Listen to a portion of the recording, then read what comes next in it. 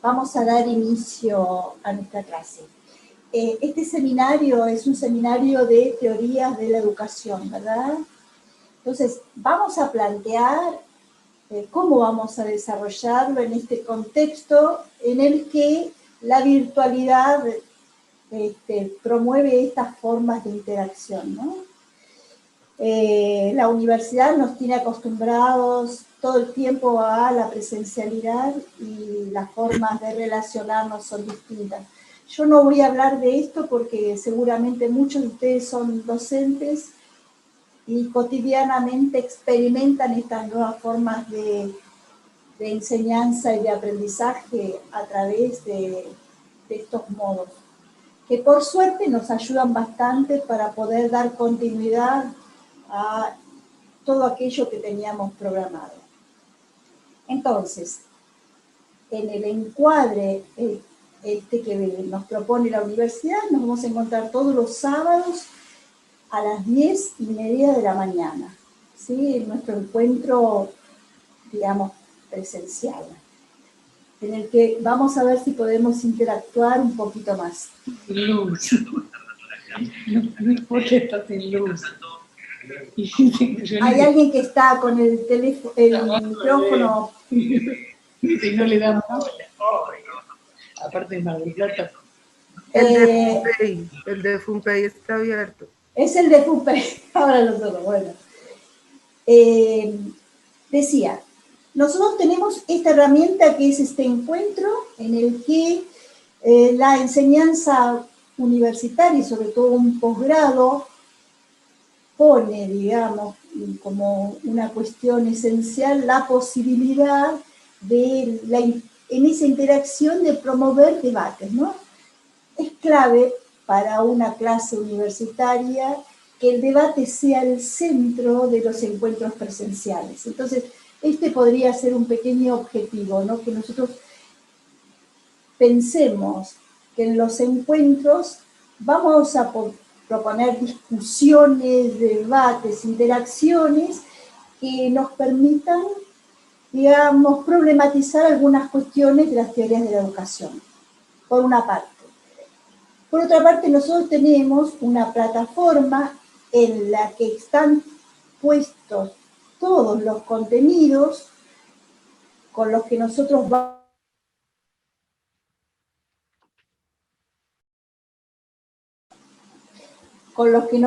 vamos a trabajar. No se estaba silenciado, ¿me están escuchando ahora? ¿Sí? Entonces, por una parte, este encuentro y por otra parte la plataforma. En la plataforma yo puse los contenidos, puse algunas herramientas que a mí me parecen interesantes, puse algún video, puse una película. Yo estuve mirando en la plataforma y pocos pudieron acceder a la plataforma aún, así que si ustedes socializan las formas de ingresar a la plataforma, es interesante. Esta es una cuestión importante. Ustedes sepan que todos los materiales de lectura van a estar en esa plataforma, ¿no? Otra cuestión que desde el primer momento tienen ustedes que saber es que este seminario se promueve, se aprueba con la presentación de un ensayo. Como mi campo es dentro de la didáctica, quiero explicar que el encuadre en una clase no es un detalle, una descripción, sino promueve claridad en los vínculos entre los profesores y los estudiantes. Entonces, explico. Vamos a trabajar, vamos a ir pensando en cada una de las clases en este ensayo. ¿Qué es un ensayo? El ensayo, como ustedes muy bien deben saber, es un género, es una forma de escritura en la que quien escribe puede proponer algunas opiniones acerca de algunos temas. Por eso buscamos este formato, para que los que son docentes, los que trabajan, y aquellos que no lo son, puedan opinar acerca de algunos temas con los que vamos a trabajar. Claro que estas opiniones tienen que ser respaldadas con el trabajo de la ciencia, con el trabajo de aquellos autores con los que vamos nosotros a trabajar, la bibliografía específica, para que ustedes puedan comparar o discutir posiciones. En el ensayo nadie dice que ustedes tienen que opinar o compartir la opinión. Pueden criticarla, pueden compartirla, pueden comparar. Esto lo estoy diciendo mucho en el aire, pero ustedes tienen que imaginar que nosotros dentro de las teorías pedagógicas vamos a ver distintos autores, distintas corrientes. Entonces, una vez que ustedes presenten el tema que van a trabajar, ¿sí?, y que pongan autores que tienen trabajos científicos determinados, ustedes allí después van a poder opinar acerca de este tema. Todo esto que yo les estoy diciendo con respecto al ensayo, yo lo expliqué en el programa de la materia. En la plataforma está puesto el programa. En el programa yo puse todos los contenidos, pero también puse el modo de evaluación y expliqué este tema del ensayo.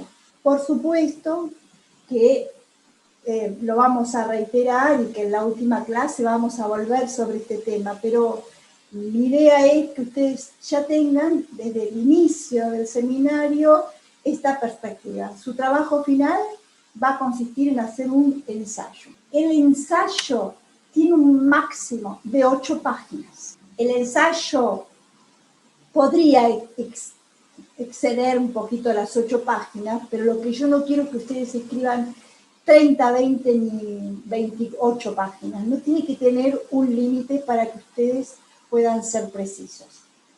Otra de los requisitos es que tienen que utilizar, como en todo trabajo académico, las normas APA, ¿no? Ustedes en este posgrado doctorado deberán proveerse de las normas APA que están en la web y cuando presenten el trabajo, presentarlo según las normas APA. ¿Sí? Digo esto para que no sea sorpresa el último día y ya vayan pensando. Seguramente la mayor parte de ustedes ya lo viene haciendo. Presentada esta breve cuestión de la formalidad, vamos a empezar a trabajar en nuestro seminario. ¿Alguna duda con respecto a estas cuestiones? A problematizar esta cuestión. Todos, seguramente muchísimos de ustedes son docentes, trabajan en el área de la docencia, seguramente tienen idea acerca de las teorías, ¿no? De las distintas teorías, de la génesis de las teorías. Lo que nosotros vamos a hacer en los encuentros es presentar discusiones y hacer análisis crítico, debatir o analizar las distintas situaciones que se dan con respecto al tema de las teorías, de las que se habla y sobre las que a veces hay mucha opinión alrededor de ellas. ¿Qué quiero decir, no? Esto de la opinión. Nosotros vamos a tratar de mantener, como vamos a trabajar epistemológicamente, y ustedes saben que la epistemología es el producto de una reflexión acerca de la ciencia, sobre los fundamentos, los modos, ¿no? Los modos de avance, de crecimiento de esa ciencia, ¿no? Todo esto de lo que estamos hablando forma parte de un conjunto de relaciones de la ciencia con las enseñanzas, con los aprendizajes, y precisamente en la enseñanza hay una dimensión sumamente importante que es una dimensión práctica. Entonces, esta introducción epistemológica la hago basada en la siguiente fundamentación. La enseñanza es una actividad, es un hacer, es una práctica. Si alguno de ustedes tuviese que caracterizar qué es la enseñanza, dirían que es un hacer, ¿no? En este momento, imaginemos que ustedes describen este momento, ven a una persona que está hablando, que está gesticulando, estoy escribiendo en el pizarrón, estoy mostrando un PowerPoint, estoy desarrollando acciones. Entonces, hay, digamos, una ponderación acerca de una actividad que es práctica. Y sobre esta cuestión es sobre la que vamos a poner mayor cuidado. En principio, porque me parece que hay apreciaciones de algunas personas que no están en nuestro ámbito, ¿no? Que no están en el ámbito de la enseñanza y que no ponderan a la enseñanza o las prácticas de la enseñanza en todas las dimensiones que nosotros debiéramos considerar, ¿no? Es verdad lo que yo acabo de decir, ¿no? Nosotros, la caracterización es acerca de una práctica, pero siempre hay un respaldo, hay una teoría, ¿no? Hay un conjunto de teorías y de estudios que son los que avalan, ¿no? Los que dan marco a las prácticas de la enseñanza. Entonces, ustedes bien conocen que la epistemología es una rama de la filosofía que surge, ¿no? Como formas de esto creado desde la Revolución Copernicana desarrollada por Piaget, que se ocupa del conocimiento, ¿no? Se ocupa de ver cómo conoce el hombre desde que nace hasta que muere. La teoría del conocimiento, cómo se conoce en cada una de las etapas, qué es el conocimiento. Y esto lo digo marcando como un quiebre entre la tradición con respecto al tema de los aprendizajes, que venía de una tradición de la psicología evolutiva. Seguramente entre todos ustedes hay algún psicólogo que después va a respaldar o me va a ayudar un poquito en todo esto, por la cual cuando se hablaba de teorías de la enseñanza en la tradición o en la modernidad, se evocaban, ¿no? Paradigmas vinculados con esta tradición de la psicología evolutiva, que nos remonta a pensar algo así como que hay un niño que tiene 6 años, y un niño de 6 años puede hacer tal cosa o tal cosa. A los 12 años, los chicos recién aparece el pensamiento hipotético deductivo, el establecimiento de relaciones, y ahí la psicología cortaba, ¿no? Porque había desarrollado distintas etapas enumerando cuestiones vinculadas a la evolución física y psíquica, ¿no? Digamos, había como una predeterminación. Entonces yo digo que con los descubrimientos de la psicología, genética, todo el desarrollo de Piaget, se produce una ruptura muy grande en esas teorías que asociaban el crecimiento físico y determinaban ciertas características, ¿no? Acerca de los sujetos. Cuando Piaget, digamos, trabaja esta cuestión vinculada al conocimiento y la interrelación que hay entre el sujeto y el objeto para el conocer, ahí muchas de las cuestiones de los supuestos que se establecían debieron cambiarse, dado que el conocimiento se produce a través de sucesivas aproximaciones al objeto de estudio. El sujeto conoce en la medida que interactúa con un objeto. A mayor interacción con ese objeto de conocimiento, hay un mayor conocimiento de ese objeto de conocimiento. Entonces, esto es lo que decimos, que se produce una revolución copernicana, se produce un cambio en el paradigma con el que nosotros veníamos pensando lo que era un aprendizaje, un determinismo físico muy grande, muy liderado por las ciencias positivistas, por el positivismo. Y ahí la medicina tenía una injerencia absoluta en estas cuestiones, ¿no? La medicina determinaba el campo de los aprendizajes. Entonces, ¿hay algún psicólogo en el campo, acá en el grupo? Ninguno que se atreva a apoyar esto. Pero por lo menos se está entendiendo lo que estoy diciendo, ¿no? Sí. Bueno, este paradigma que decimos que cambia, en lugar de pensar la evolución, a los 3 años hace esto, a los 5 esto, en la etapa del periodo concreto, muchos de ustedes no deben saber mucho de esto porque son muy jóvenes, ¿no? Pero los que fuimos maestros hace algún tiempo, teníamos determinado estas cuestiones. Un niño de 5 años tiene solo pensamiento concreto, no puede salir de ahí. O hay que enseñarle estas cosas, entonces el currículum se adaptaba a esto, hay que enseñarle estas cosas porque tiene solo pensamiento concreto. Había un paradigma que homogeneizaba a todos los niños de 6 años, por ejemplo. O que a los 12 años, de golpe, producto del crecimiento, los niños reciben aparecer el desarrollo del pensamiento hipotético deductivo, ¿no? Entonces, esto es lo interesante.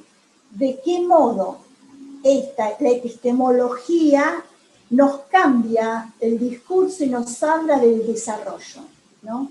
De las etapas del desarrollo? Y cambia el foco del aprendizaje y lo pone en esa interacción, en esa relación del sujeto con el objeto. Solo hace falta pensar por momentos qué es lo que hace una mamá con su bebé todo el tiempo, ¿no? Una mamá con su bebé todo el tiempo estimula, la madre, el padre, la familia, ¿no? Las figuras maternantes. Lo que hacen es estimular la relación de ese bebé con objetos del medio. Y allí es donde estos descubrimientos que no vamos a desarrollar ahora, toda esta teoría piagetiana, esta teoría que se desarrolla en base a las investigaciones científicas comprobadas en el paradigma del positivismo que desarrolla Piaget, son ampliadas con el tiempo cuando aparece Vygotsky y agrega a todas estas cuestiones el factor de lo cultural. ¿Qué es esto de lo cultural? Vygotsky amplía esta perspectiva y habla de estas interacciones y habla y comienza a proponer la injerencia que tiene en lo cultural.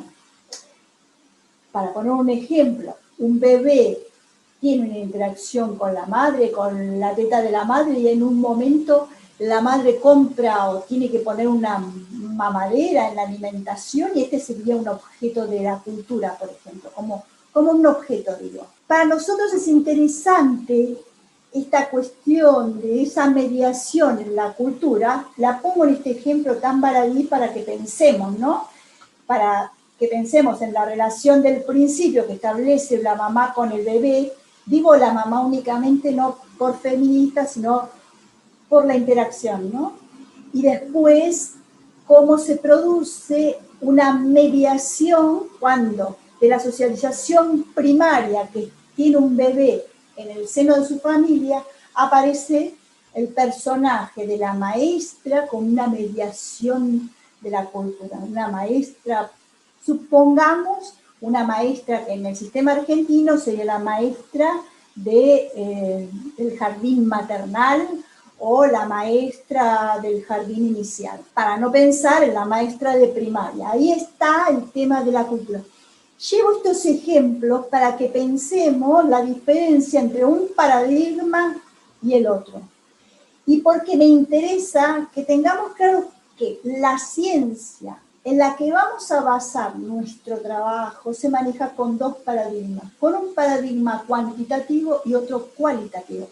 El paradigma cuantitativo es el paradigma del positivismo, ¿no? Y hay otro paradigma con el que aparece posteriormente, que ha sido bastante resistido por las ciencias duras y dominantes, digo, ciencias físicas, química, biología. Esos son los paradigmas dominantes. Tuvieron muchísima resistencia para aceptar un paradigma que no se basara en los datos, en la medición. Digo, todo aquello vinculado con el paradigma de las ciencias duras se basa en mediciones, en cuantificaciones. ¿Cuántos alumnos hay en primer grado en Chile? ¿Cuántos hay de primer año en el secundario en Chile? Datos cuantitativos que permiten establecer algún tipo de relación en una investigación de tipo cuantitativo. Ahora, esas cuestiones cuantitativas han tenido una aprobación en el campo de la ciencia, porque remiten esos paradigmas dominantes. Esto tiene una explicación que debiéramos analizar, ¿no? Después de la revolución industrial, los focos en el mundo que permiten un mayor desarrollo para la humanidad son los países más industrializados. Esos países industrializados, imagínense países europeos o Estados Unidos, estamos hablando del principio de la modernidad, promueven el desarrollo de las ciencias en estos campos.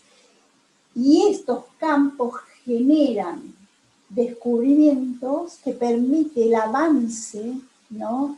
El avance del conocimiento, permite la apertura de nuevos campos.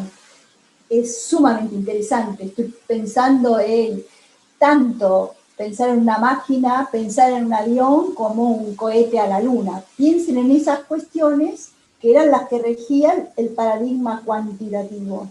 Por eso lo de dominante y por eso entendemos la resistencia al paradigma cuantitativo en el que en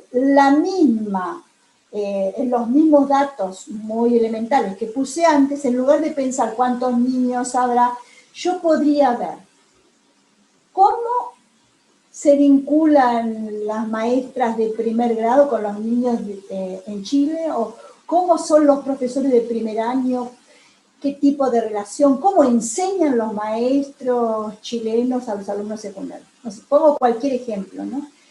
En los que el paradigma cualitativo requiere la construcción de categorías, ¿no? Hay que construir categorías que sirvan a los efectos de demostrar el problema que queremos demostrar. ¿Sí? Entonces, una teoría es un marco conceptual. Pensemos esto, una teoría es un marco conceptual que se usa para explicar hechos, fenómenos o leyes, o para predecir nuevos hechos y nuevos fenómenos. Las teorías son el motor fundamental de las ciencias, porque les permiten a los científicos entender, organizar las observaciones para poder predecir. Entonces, lo que nosotros decimos lo tenemos que decir en el marco de una teoría científica, siguiendo esos pasos para poder explicar, para poder predecir, para poder comprender. Todo lo demás es un supuesto. Si yo digo, a mí me parece que los estudiantes argentinos son muy buenos.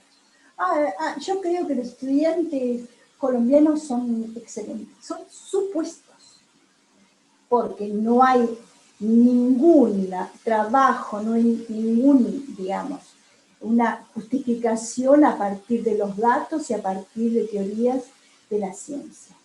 Aquí aparece algo que me parece que es importante sostener. Una cosa es la doxa y otra cosa es la episteme.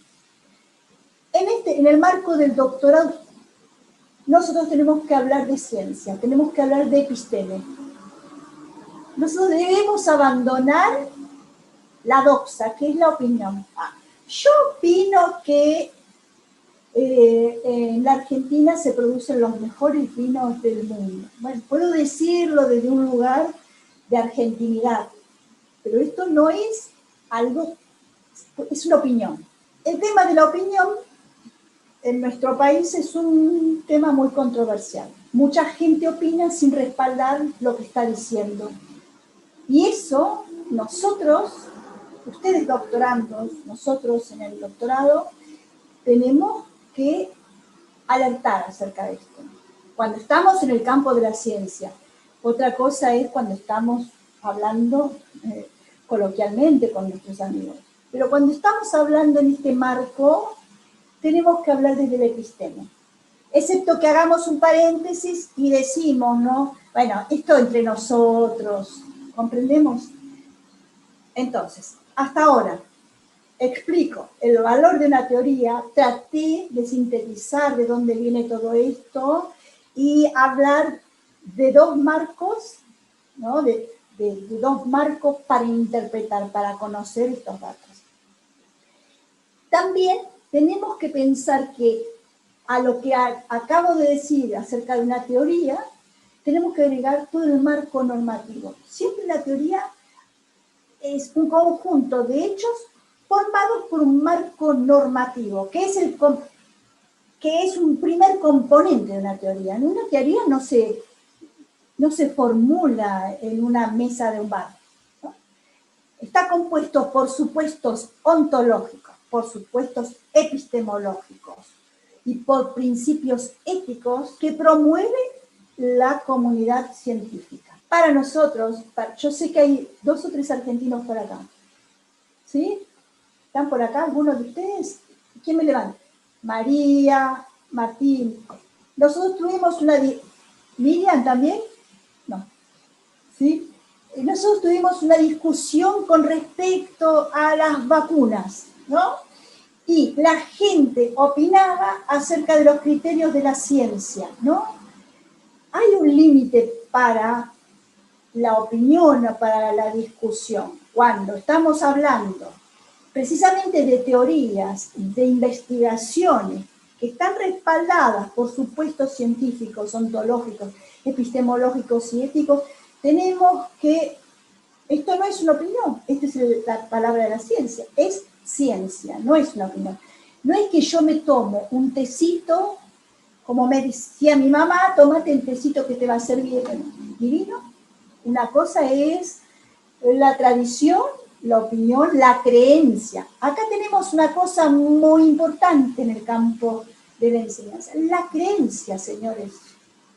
La creencia no está en este ámbito en el que nosotros estamos trabajando en este momento. Las creencias se forman a partir de la acumulación de saberes prácticos que tiene un grupo de gente con la que estamos conviviendo. Nosotros, en una escuela primaria o secundaria, trabajamos 20 años. Entonces, en esa escuela hay una creencia acerca de que los niños que viven en tal barrio, ¿no?, tienen más condiciones, son un poquito más inteligentes acerca de ciertos temas que otros chicos de otros barrios. Son creencias. Porque a lo mejor la señorita Margarita o la profesora Margarita, que tiene tanta experiencia, te dice esta cosa. Y cuando vos entras a una institución, ¿no?, escuchás a los que tienen más experiencia. Alerta con estas cuestiones. La experiencia debe ser considerada en el marco de lo que es una experiencia y lo que es la práctica. La teoría y todos los avales epistemológicos, científicos, ontológicos van por otro lado. Posiblemente esta discusión que estoy proponiendo es una de las cuestiones nodales en la educación, por lo menos en Argentina. A mí no me discutas, Martín, porque yo tengo 20 años de experiencia. Y María, que es joven, no me va a discutir a mí, que tengo 20 años de experiencia. Yo sé más que los dos porque tengo más años de... Eso hay que tratar de ponerlo en cuestión, hay que discutirlo, me parece. Yo hablo de nuestro país en los que esos paradigmas, esas creencias subsisten. Un alumno de doctorado no puede darse el lujo de mantener esas creencias. Por supuesto que uno no va a ir a romper la institución, pero sí, yo digo, como alumnos del doctorado, ponerlas en cuestión. ¿Te parece parece que los niños de estos sectores son más inteligentes o será que tienen más condiciones? No sé, me parece. Porque ojo que las condiciones en la enseñanza inciden fuertemente. Por eso, otro tema para prevenir la generalización. ¿No? La generalización. Todos los niños de tal... No, no son todos los niños. El paradigma desde la modernidad está anunciando cuestiones vinculadas a la diversidad, a la heterogeneidad. No somos todos iguales, somos mujeres, hombres, somos lo que somos, pero no somos todos iguales. ¿Por qué? Porque nacimos en contextos distintos y en nuestros contextos hay condiciones diversas para poder aprender y también hay condiciones distintas para poder enseñar. Entonces, esto cambia, ¿no? Ese paradigma. Entonces, siempre, como decíamos, estamos hablando de teorías científicas, ¿no? Las teorías científicas son aquellas que están orientadas a describir, comprender y explicar los hechos, ¿no? Y esas explicaciones pueden obedecer a distintos modelos lógicos. Pero este es el tema de la ciencia. Y ese modelo varía de acuerdo a la disciplina en la que estamos hablando. Mi campo es el de la didáctica, digamos, una parte de las ciencias sociales.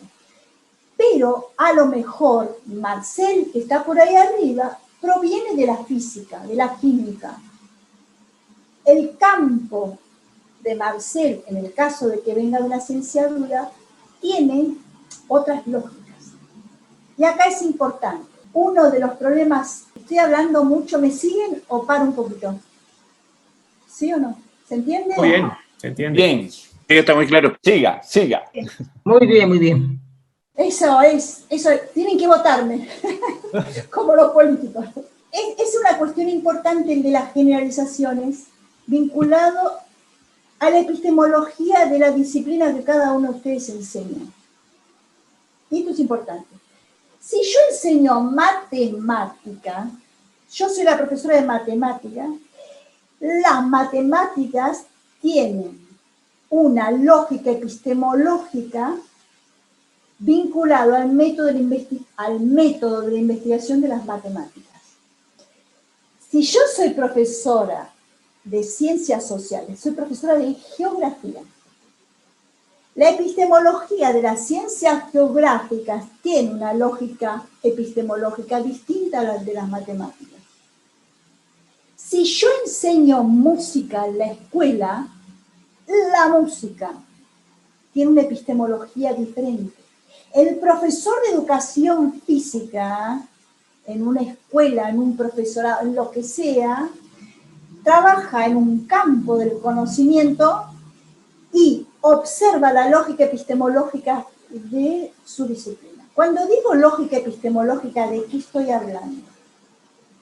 De las características de mi disciplina. Piensen, por un lado las matemáticas, la física, ¿cómo son? ¿Cómo es el conocimiento físico? ¿Va de lo general a lo particular? ¿De lo particular a general? ¿Cómo hago para conocer física? ¿Es lo mismo conocer física que conocer literatura? Cuando yo hablo de literatura, pongo en juego una serie de características de la disciplina y del conocimiento de esa disciplina. Entonces, aquí los maestros no pueden enseñar del mismo modo. Todos no pueden respaldarse en los mismos supuestos. Tienen que aprender a conocer la epistemología de su ciencia. ¿Por qué hago todo este planteo? Porque nosotros vamos a ver teorías. Entonces, la verdad que yo estoy cansada de escuchar a gente que dice cosas acerca de las teorías que no tienen una vinculación con el conocimiento científico. O en todo caso reiteran o repiten cuestiones que no han sido criticadas, analizadas para poder hablar desde esa comprensión. En el campo de la educación, la teoría de la educación es un campo en el que se necesita la reflexión y la comprensión, obviamente. Y esto tiene que ver por una cuestión de la que hablé al principio, que es la del pensamiento práctico en nuestro ejercicio.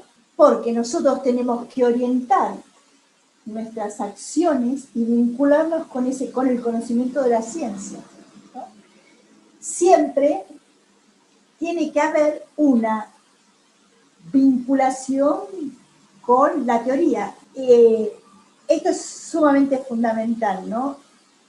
Lo dije al principio. Nosotros tenemos que tratar de hacer un análisis de la relación crítica en las teorías comprensiva y crítica.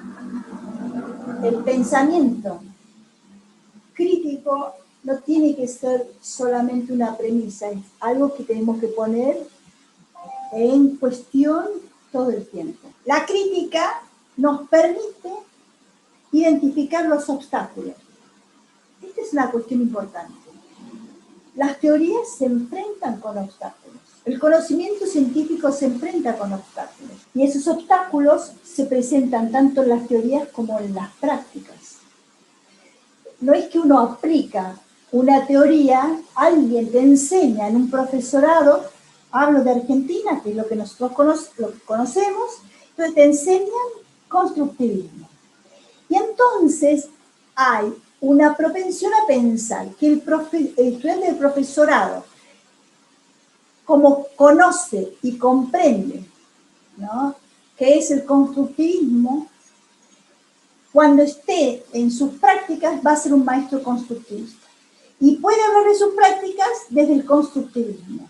Este es un tema de preocupación. Me parece que tenemos todos que estar preocupados por esto. Y esto no es un error de los docentes, sino de muchos teóricos, ¿no? También, ¿no? Que a veces aparecieron en nuestras prácticas nuevos enfoques y la sola enunciación o comprensión del enfoque no implica que nosotros en nuestras prácticas estemos haciendo esa relación teoría y práctica que es el problema fundamental de la didáctica. Una cosa es la teoría y otra la práctica. Hay una distancia entre la teoría y la práctica. Ustedes ya bien lo saben esto. Y en ocasiones hay disociación entre la teoría y la práctica. Y nuestro problema es ver de qué modo podemos ir acercándonos a estos modos de vinculación de la teoría con la práctica. Bueno, me parece que es un momentito para que yo me calle y escucharlos un poquitito a ustedes, a ver en todos estos problemas. Para mí, el doctorado tiene que ser un lugar para problematizar las cuestiones, ¿no? El acto de conocer en sí mismo promueve obstáculos epistemológicos.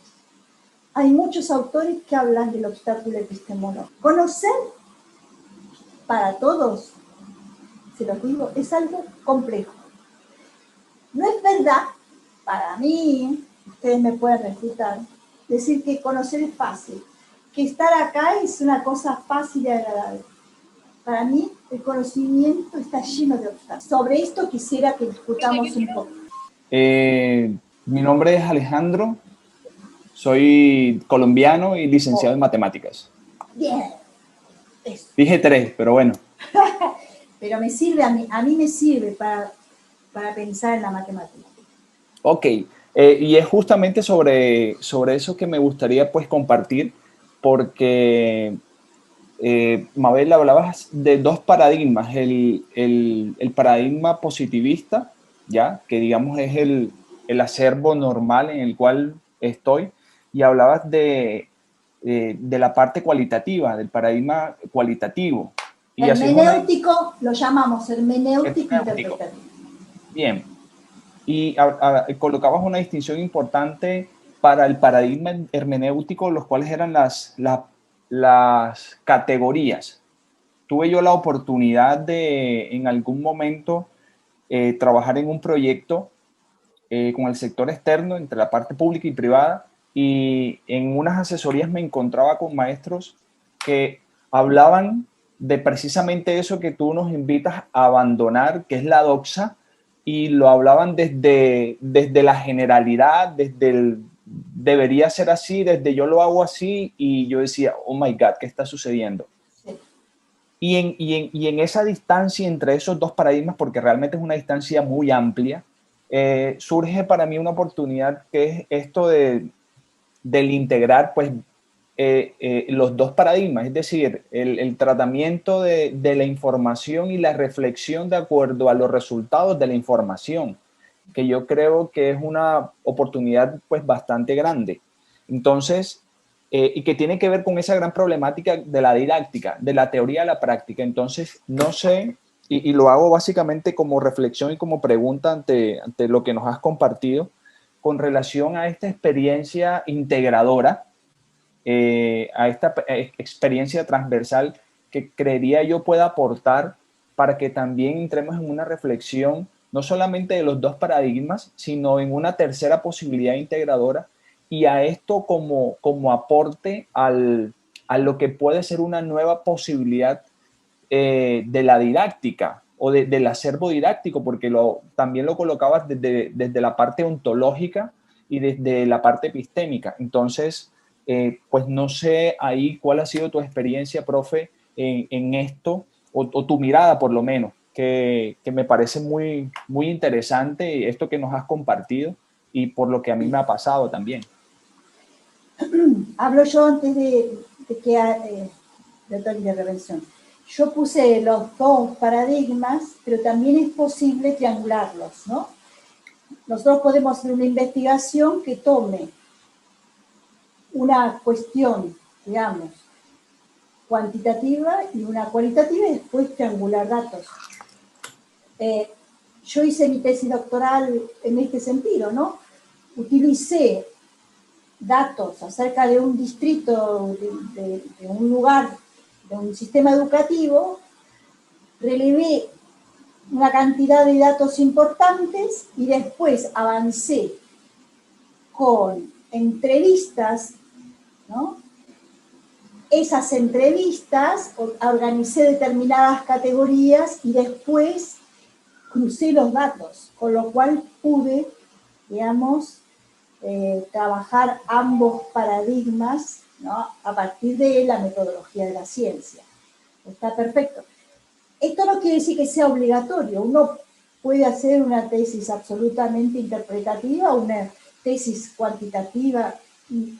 El doctorado no te va a pedir nada de esto, pero sí está la opción que vos estás mencionando. Sí, hola, Sora. Claudio Navarro, acá desde Chile. Brevemente, soy especialista en el ámbito de la comunicación y específicamente me dedico y trabajo en el área de la capacitación para adultos. Ya, o sea, ese es mi fuerte. Soy profesor de base, pero me dedico a la capacitación. Y solamente como para poder aportar y también ahí tomar su parecer, acá en Chile particularmente, desconozco un poco las realidades de otros países en Latinoamérica, pero puede ser similar.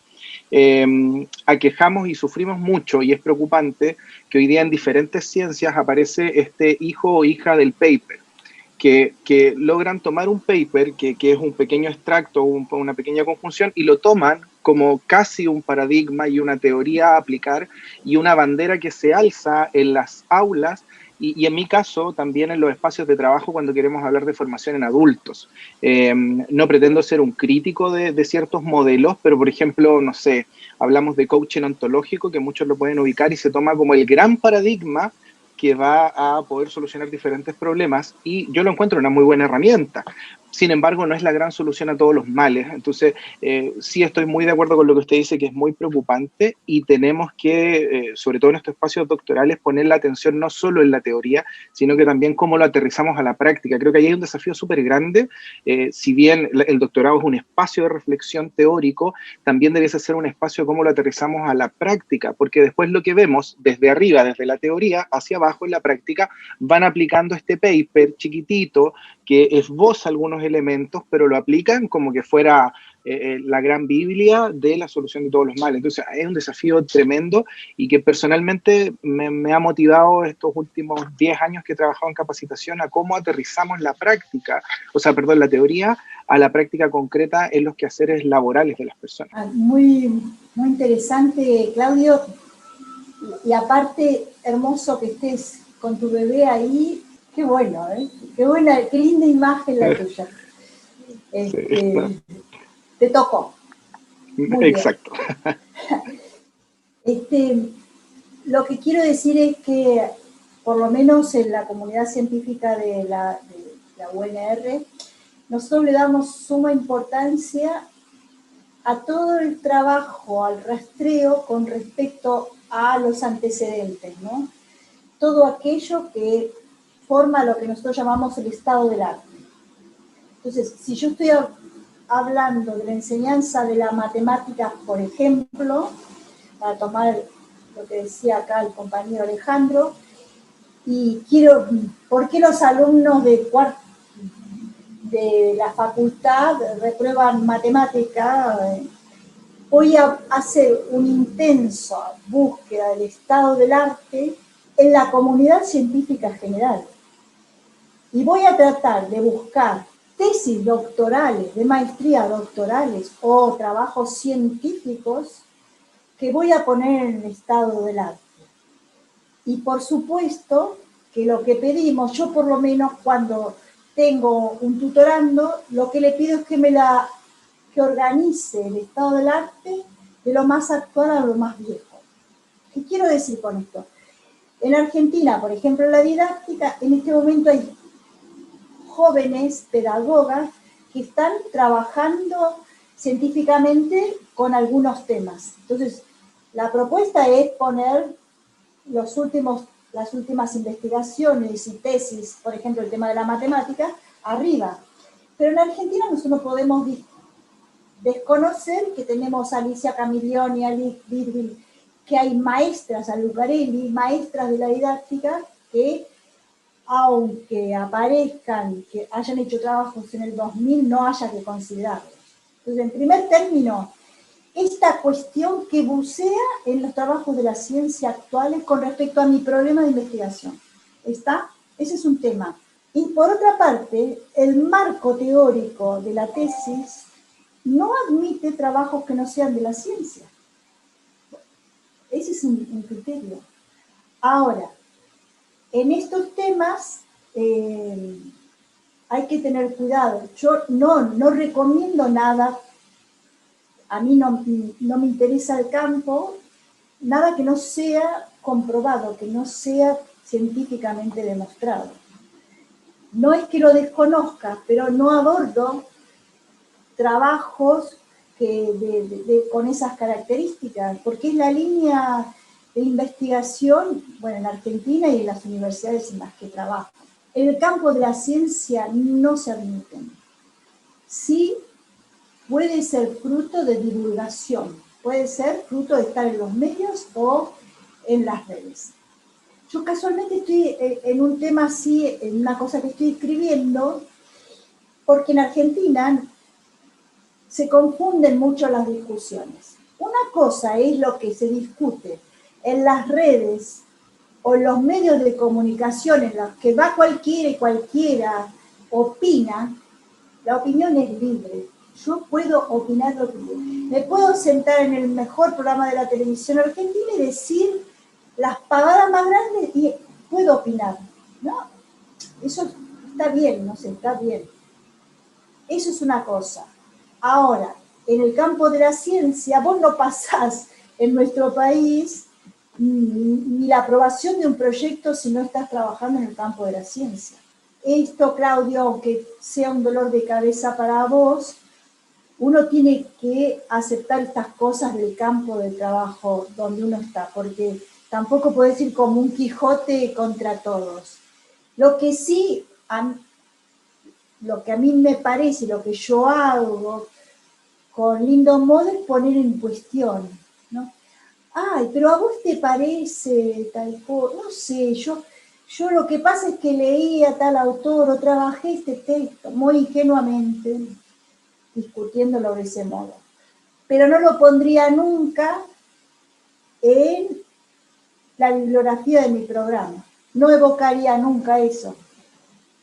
Pero ahí sí son posiciones personales, ¿no? Bueno, entonces, me parece que la primera discusión que abrimos es doxa y episteme, ¿no? Que me parece que son cuestiones interesantes, ¿no? Pensar en esta cuestión del obstáculo epistemológico, ¿no? Esto ha sido muy estudiado internacionalmente. Nosotros, ustedes vieron que se habla de la vigilancia epistemológica. Permanentemente tenemos que hacer vigilancia epistemológica acerca de las cosas que vamos diciendo. Todo aquello que afirmamos tiene que tener una referencia. Estoy hablando cuando hablamos en educación, cuando estamos hablando en el campo de la ciencia, ¿no? Y darle un lugar a la pedagogía crítica, que es la que propone la cuestión del obstáculo. De nuevo, algo que a ustedes les parece que es una pavada. Enseñar es una tarea compleja. No cualquiera sabe enseñar, no cualquiera enseña. Cualquiera puede dictar clases. Eso sí, cualquiera dicta clases. Vos te recibís o no te recibís y dictás clases. Ahora, enseñar para mí es otra cuestión. La enseñanza requiere no solo de la habilitación, sino hay requerimientos epistémicos que nos habilitan para la enseñanza. Hay requerimientos. Para enseñar hay que saber, hay que conocer el campo en el que estamos interactuando. Pongo un ejemplo. Yo me recibí en la UBA en Ciencias de la Educación, ¿no? Entonces, Ciencias de la Educación te habilita para una cantidad de disciplinas o de ámbitos, ¿no? Es muy amplia. Y mucha gente cae en la tentación de abrir el campo y tocar en distintas orquestas. Ahí me parece que hay un resguardo en el que necesitamos esa especialización. Como dijo Claudio antes, ¿no? Mi campo es la educación de adultos. Entonces, lo que uno hace es focalizar, meterse en el campo, si es que eso te interesa, y empezar a investigar los problemas que tiene su campo, ¿no? Yo me muevo en un campo muy limitado porque entendí que el campo de las ciencias de la educación es demasiado amplio. Yo no puedo estudiar todo, y cuando hablo en nombre de los saberes didácticos, de los saberes de los que yo tengo un alcance. Entonces, hay requerimientos epistémicos, tengo que saber. Pero también tengo que saber de pedagogía. Los que son argentinos saben que en una época, por ejemplo, un médico enseñaba en el secundario, un abogado enseñaba en el secundario. Es decir, un ingeniero enseñaba en la facultad.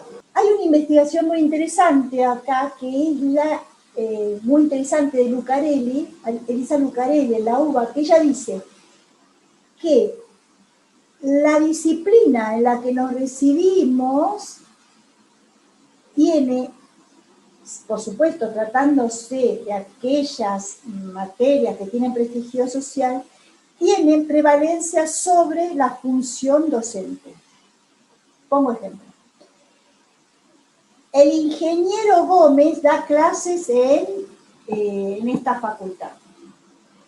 El doctor Fernández da clases en esta facultad. Es decir, en lugar de hablar del profesor, hablo del ingeniero o hablo del médico. ¿Comprenden a dónde me voy? Porque nosotros estamos en un doctorado en educación, ¿no? Yo defiendo nuestra quintita. Entonces, ¿esto a qué se debe? ¿Es casualidad en Argentina? No, es que hay un predominio de un paradigma cuantitativo. En Argentina vos decís el ingeniero, ¡ah! ¿Sos médico? ¡Ah! ¿Sos ingeniero? Son como campos que tienen un prestigio social muy amplio. Y decís, soy profesor, hay algo que nos pasa a nosotros, ¿no? En la docencia para no lograr este prestigio que la labor docente tiene por la misión, ¿no? Nosotros tenemos una misión sumamente importante en la sociedad y esa misión tiene un impacto en generaciones. Bueno, todas las tareas tienen impactos sociales amplios, ¿no? Pero la misión de un docente tiene un impacto en el nivel primario, secundario, universitario. Pongo este ejemplo de creencia. Si la maestra, si tu hijo, por ejemplo Miriam, tenés un hijo de 8 años y la maestra le dijo que el sol, tal cosa, tu hijo va a venir a decirte a vos lo que dijo la maestra. Y si a vos se te ocurre desautorizar este saber de la maestra, tu hijo le va a creer a la maestra. Pongo un ejemplo, ¿no? A tal punto, ¿no? Tienen, digamos, influencia un docente sobre los niños, sobre los jóvenes, que nosotros tendríamos que considerar estas cuestiones, ¿no? Recién en el secundario, por lo menos me parece que uno empieza a cuestionar a los docentes. O a lo mejor los chicos ahora lo hacen antes, ustedes me tienen que contar.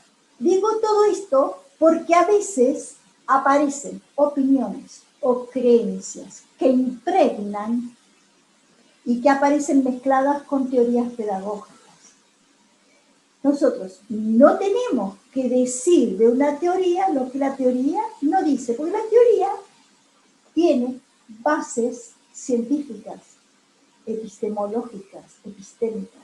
Entonces, démosle la entidad de ciencia que la teoría tiene que tener en base a lo que venimos diciendo. Recuerden que definimos lo que es una teoría, ¿no? Particularmente las teorías producidas en campos epistemológicos que se refieren a la educación, adoptan perspectivas que se refieren a sus propios problemas. Tienen perspectivas para resolver los problemas de su campo. Y entonces, allí empiezan ciertas justificaciones. Ustedes saben que cuando uno hace una propuesta tiene que poder justificarla, como en una tesis, ¿no? Justificar. ¿Por qué es importante para el campo de la ciencia que yo investigue esto? ¿Para qué es importante? Esa justificación tiene que tener una base empírica cuyas, digamos, características, ¿no?, sean semejantes a la de la realidad escolar. Y entonces, cuando esto el docente lo encuentra, esa isomorfía, enseguida aplica supuestos que no obedecen en realidad a una teoría. Esto sucede, a mi entender, porque en los sistemas educativos no se pone mayor énfasis en la reflexión. Sí, te escucho, Angélica. Angélica, ¿querés hablar? ¿Se entiende entonces? Decíamos que la cuestión de la reflexión, nosotros lo tenemos como un caballito de batalla en algunos niveles del sistema, ¿no? El tema de la reflexión, de pensar. Pero hay que ver hasta qué punto ese tipo de reflexiones se desarrollan en la práctica.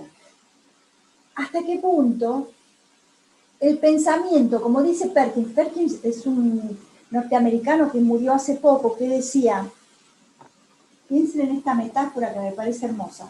Él decía, una clase es un lugar donde hay oxígeno y en el oxígeno está flotando el pensamiento, la reflexión. Y la verdad es que yo estoy tan de acuerdo con eso, porque no hay un lugar más adecuado en la vida, por lo menos en mi vida, ¿no?, cuando yo era chica, que un espacio del aula, donde tenés un maestro que te ayuda a pensar. Porque claramente uno en la casa también reflexiona, pero me parece que el aula, en cualquier nivel del sistema, es aquel que te problematiza, que te hace pensar, que te propone cuestionarte todo, que no te facilita, porque como dijimos recién por definición, el conocimiento está lleno de obstáculos. Conocer es complejo. Conocer es desafiar aquello que nosotros suponemos. Alejandro, ¿querías decir algo? Que tenés el... Sí, tenía una pregunta y me devuelvo un poco cuando, bueno, con todo esto que nos está compartiendo, hablaba de lo importante del estado del arte, de la valía dentro del proceso que usted le da, que me parece fantástico. Y tenía una pregunta, me asaltaba una pregunta porque por lo menos acá en Colombia, desde la experiencia a nivel universitario hay no sé, ¿cómo decirlo? Una mafia con artículos científicos, con los papers que se tienen que entregar, con los proyectos que se tienen que generar y que luego tengan que escribirse y sacar yo no sé cuántos artículos científicos, y no solamente los artículos científicos, si fuera solamente eso, las revistas en las cuales se deben publicar, porque es que se deben publicar en determinadas revistas, que si es Q1, que si es Q2, de hecho hay incentivos económicos. Entonces la pregunta mía va focalizada básicamente ahí con relación al estado del arte, porque no sé cuál es la mirada, o por lo menos desde esta materia, la invitación que usted hace para que desde lo que nosotros vayamos a compartir, ese sustento epistémico esté en determinadas revistas, o no sé cuál sería su mirada ahí, porque digamos que yo desde mi experiencia tengo una marca de lo que me exigen acá en Colombia, en las universidades. No sé usted qué opina o qué dice con respecto a esto. Mirá, Alejandro, cuando... contesto y le doy la palabra. Cuando hagas tu estado del arte, podés buscar trabajos en Chile, en Argentina, en Barcelona, donde quieras. No tenés por qué quedarte en Colombia.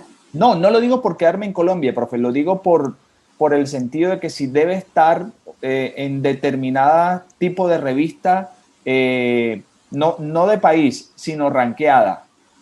Sí, nosotros tenemos unas exigencias con respecto a esta cuestión. Preferiríamos a lo mejor, por lo menos a mí me interesa más que vos busques tesis doctorales o trabajos científicos, qué sé yo. Si vos, por ejemplo, yo para preparar el concepto de ciencia pensé en Klimovsky.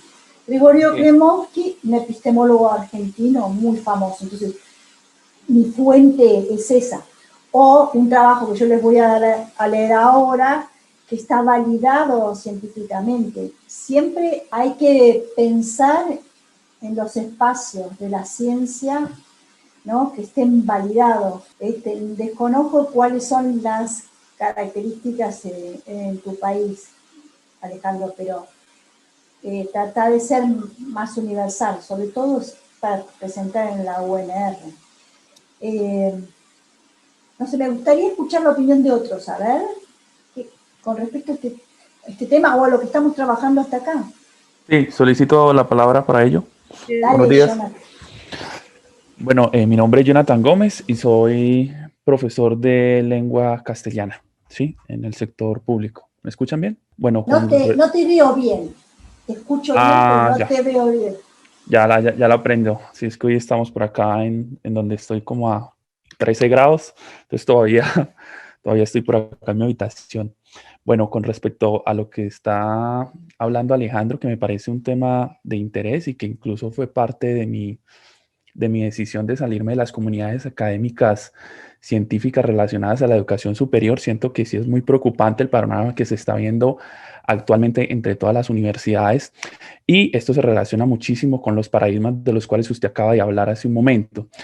Se supone que hay una serie de paradigmas, ya lo mencionaba usted, el paradigma positivista, también encontramos el paradigma naturalista, el paradigma hermenéutico, que de alguna manera acá también se toma como el paradigma sociocrítico, y las revistas de alguna manera empiezan a evaluar los artículos que uno postula, que uno envía, como si se tratara de los mismos paradigmas, es decir, empiezan a tomar los artículos de las ciencias sociales, de las artes, por ejemplo, como si se tratara también de las ciencias exactas. Y allí hay una problemática fundamental, y es que primero ambas ciencias o ambos paradigmas toman objetos de análisis totalmente diferentes.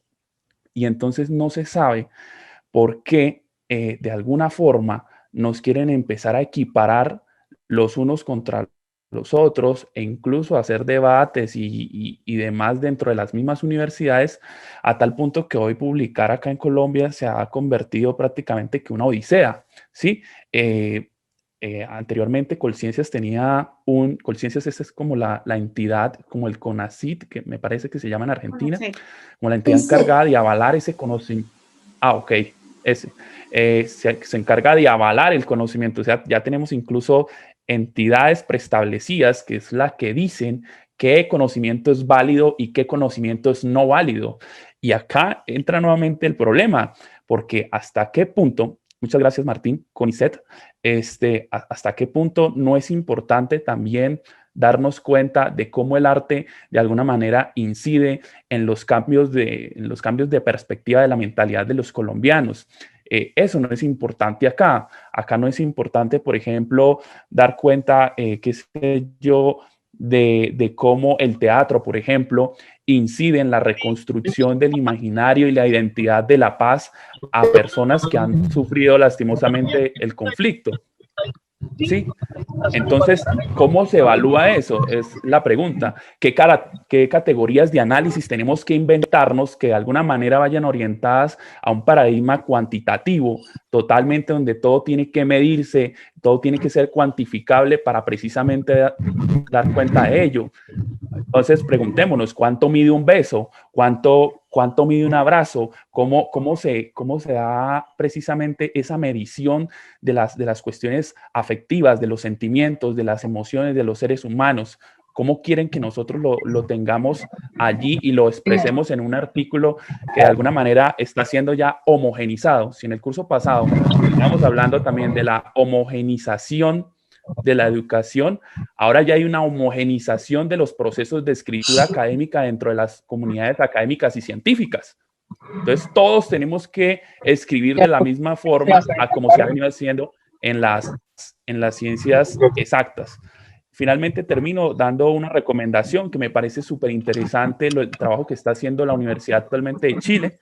En Chile ya están tomando cartas sobre este asunto y hay una serie muy corta que se llama Paradojas del nihilismo, que es una crítica a lo que se ha convertido hoy lastimosamente la universidad, precisamente tratando de cumplir unos estándares de revistas indexadas internacionalmente, en donde se ha hecho el publicar por publicar. O sea, ya no publicamos dando razón a las necesidades que tiene cada uno de los países latinoamericanos, sino que estamos publicando cualquier cosa de manera que lo podamos de alguna manera amarrar a un paradigma positivista y que nos publiquen y que eso nos lleva a sumar unos puntos para luego ser convertidos de alguna manera en la parte económica, pues en el caso acá de la docencia universitaria de los profesores. ¿Listo? Muchísimas gracias. Perfecto, quedó absolutamente claro eso. Jonathan, es una problemática sumamente interesante que a medida que se vaya construyendo capacidad instalada en los países, los mismos doctorandos van a empezar a denunciar, ¿no? Me parece que es un resguardo en el que van a poder incluirse todos aquellos que tienen un título y que adoptan las formas de construcción científica como debe ser, ¿no? Muy interesante. ¿Querías decir algo, Francisco? Yo también, Rocío. Rocío, dale, Rocío, te escuchamos. Gracias, qué pena, es que tenía la mano en alto desde hace ratico. Ay, perdóname. No se preocupe, profe, no. Bueno, yo me quería referir al dominio que usted menciona del paradigma cuantitativo, pues que no es algo aislado, sino que se puede apreciar como hace parte del esquema de la Organización Mundial también, ¿no? Es decir, como usted lo menciona, los países industrializados han mostrado, han construido a lo largo de décadas siglos inclusive, ese dominio del paradigma cuantitativo y cómo se ha ido posicionando en el ámbito educativo también. Entonces, ahora se miden los criterios de calidad de las entidades educativas por cuántos estudiantes puede albergar un salón, más allá de los procesos de enseñanza que se puedan llevar a cabo. Ay, discúlpeme, se me olvidó presentarme. Yo soy de Bogotá, Rocío, Bogotá, y trabajo en la escuela secundaria. Soy licenciada en Ciencias Sociales. Pero también ese paradigma cuantitativo se nos ha ido trasladando a las dinámicas propias de los campos de conocimiento. Entonces, de hecho, estoy pensando que mi tesis se pueda encaminar a rastrear desde cuándo es que viene dándose esa disminución de las horas relativas a campos de conocimiento que no sean ciencias exactas, por ejemplo, las humanidades, las sociales y las artes, en los colegios, porque se ha ido dando una disminución, pero si miramos también hasta en las universidades, se ha ido reduciendo la cantidad de carreras que se dedican a estos campos de conocimiento. Entonces es mirar cómo esta organización mundial que impone el dominio de un paradigma cuantitativo se nos va instaurando en los distintos niveles educativos de manera sutil, pero resulta siendo muy rige las dinámicas al interior de las instituciones, tanto de educación básica como secundaria y superior. Muchas gracias. Todo eso, Rocío, planteando un buen problema, ¿no? Un problema. Es interesante lo que vos decís, pero pensá en el problema. Vinculado con eso. Perdón, ¿quién era el que iba a hablar ahora? ¿Luisa? Yo creo que, profe, que Luisa tiene el micrófono abierto, no sé si alcanza. Ya, lo alcanzó a cerrar. Me gustaría tomar la palabra, si es posible, profesora.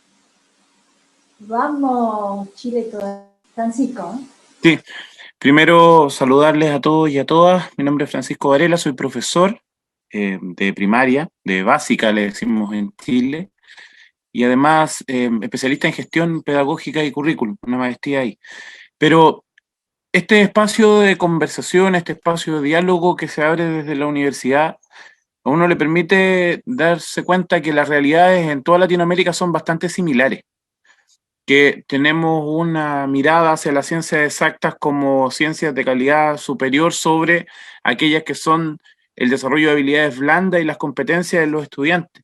Entonces, y como se nombró a Chile hace un momento, nosotros vivimos una situación bastante particular como país, que a contar del año 82 tenemos un sistema educativo a nivel universitario que iguala el título que tú obtienes y la licenciatura en distintos niveles de desarrollo académico. O sea, tenemos universidades con una línea de trabajo, con una línea de publicación y con un nivel de rigurosidad de título, y tenemos otras universidades donde no se requieren las competencias y habilidades necesarias, sino solo entrar con un nivel muy bajo y se ha tratado de corregir, pero solo dejando a la cuantificación del número y a la capacidad de pago de sus estudiantes.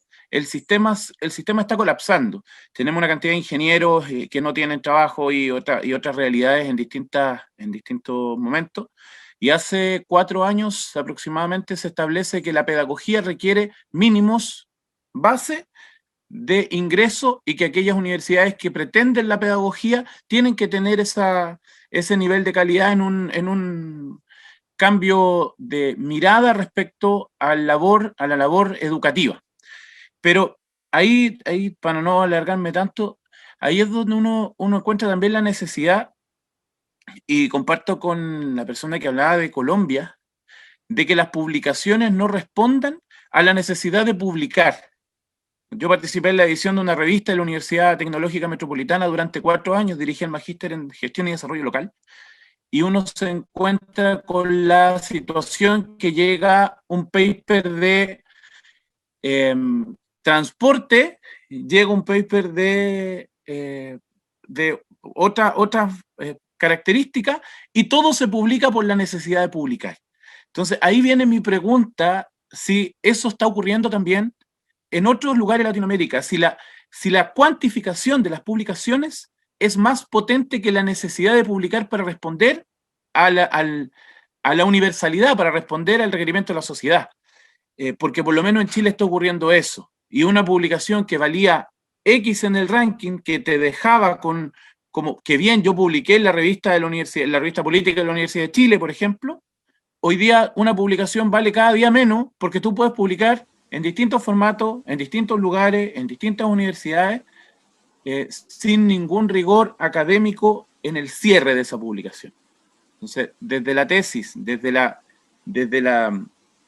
el aporte que nosotros como estudiantes podemos realizar, como doctorandos podemos realizar al desarrollo de la sociedad, ¿dónde es más válido publicar? ¿Vale la pena publicar? ¿Debemos publicar o debemos buscar otra? Porque la información está, todos podemos buscar la información en internet, pero una información precisa y una información dedicada no la podemos encontrar. Disculpen lo extendido del comentario. No es extendido porque es un problema, Francisco. En tanto, estás problematizando una situación que puede ser común a muchos de nosotros, es pertinente con lo que yo estoy planteando todo el tiempo. Vos no te fuiste del tema porque yo hablé de problematizar doxa y epistemia. Entonces vos lo que estás hablando es eso. Lo que te podrían hablar los estudiantes, los doctorandos argentinos, pero yo puedo hablar desde la universidad. Nosotros tenemos, digamos, puntaje para las universidades que tienen mayor número de doctorandos, que tienen publicaciones vinculadas al mundo de la misma facultad, ¿no? Que tienen desarrollos académicos pertinentes con estas cuestiones. En ese ámbito, uno entiende, digamos, el ranking de las universidades, pero vinculado precisamente a la investigación y a las competencias de aquellos docentes que trabajan en las universidades, ¿no? En Argentina, por ejemplo, ustedes están en una de las universidades que tiene un mayor ranking. Ahora, el tema de las publicaciones, me van a ayudar los argentinos del grupo, pero se hace en el marco de los grupos de investigación. Pongo un ejemplo.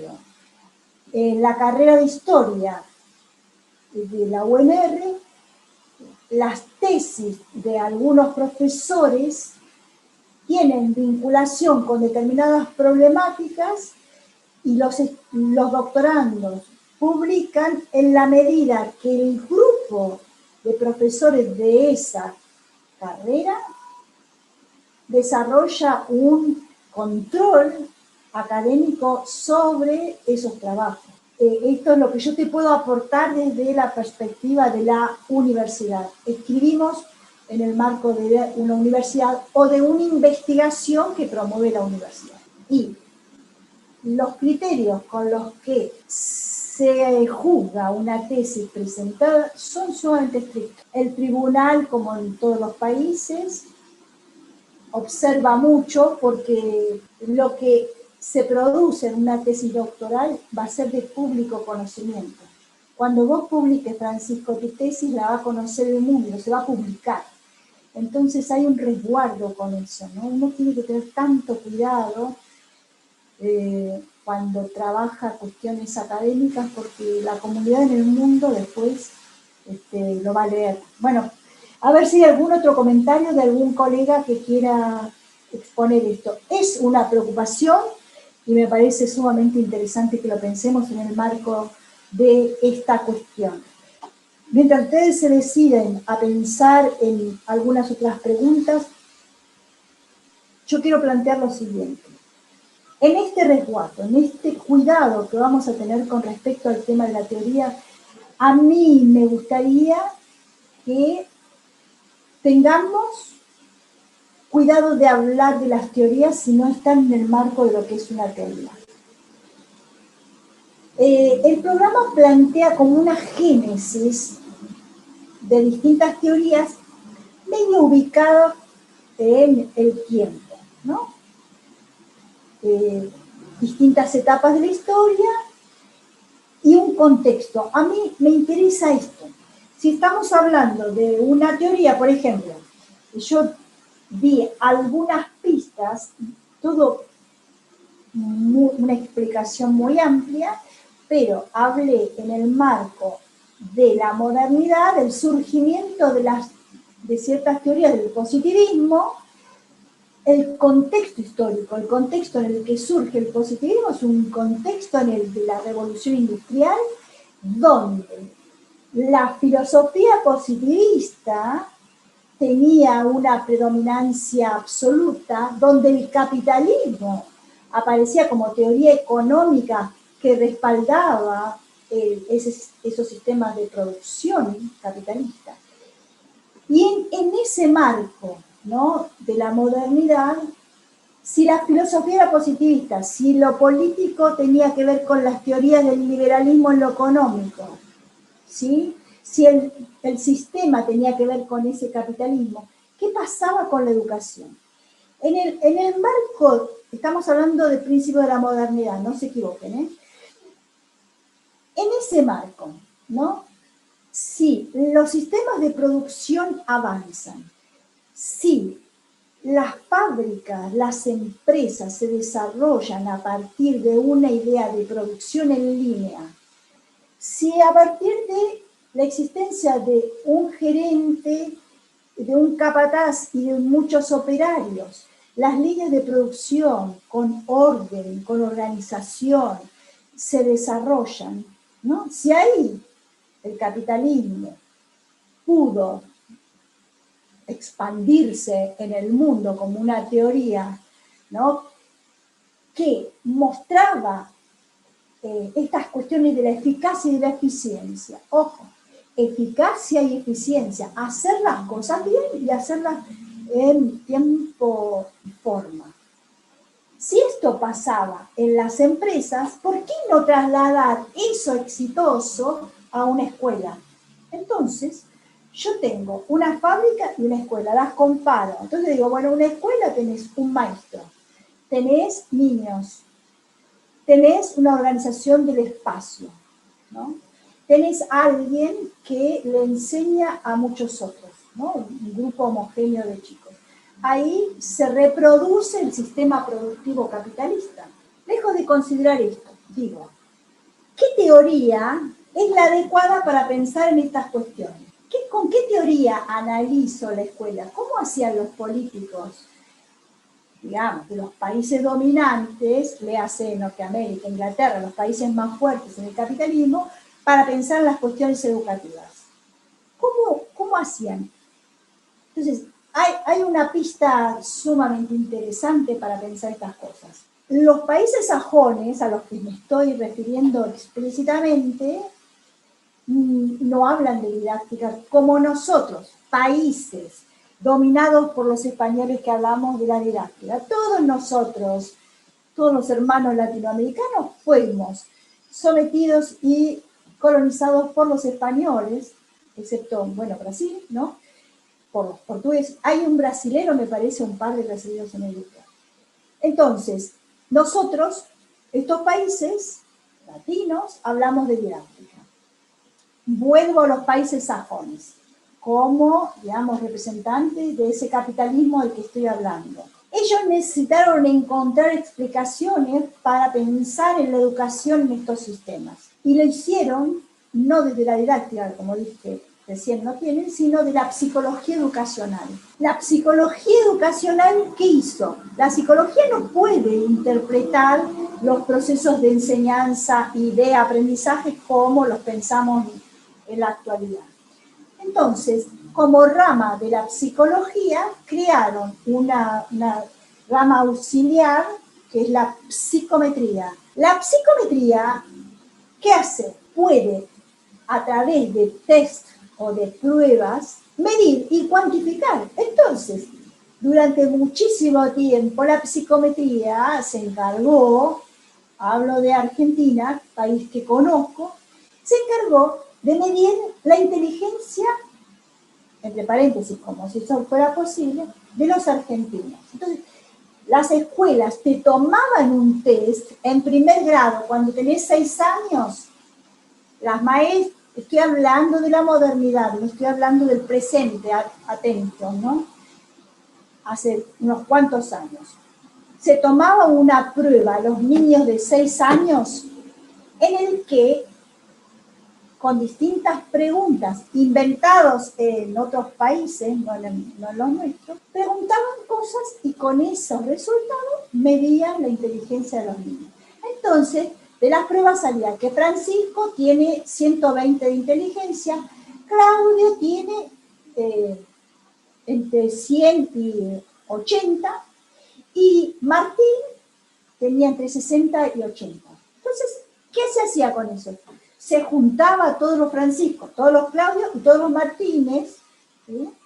Y se formaban grupos homogéneos. ¿Comprende lo que estoy diciendo o está complicado?